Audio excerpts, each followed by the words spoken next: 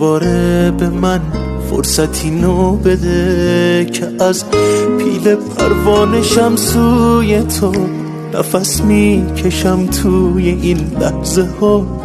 هوا پر شده دیگه از بوی تو.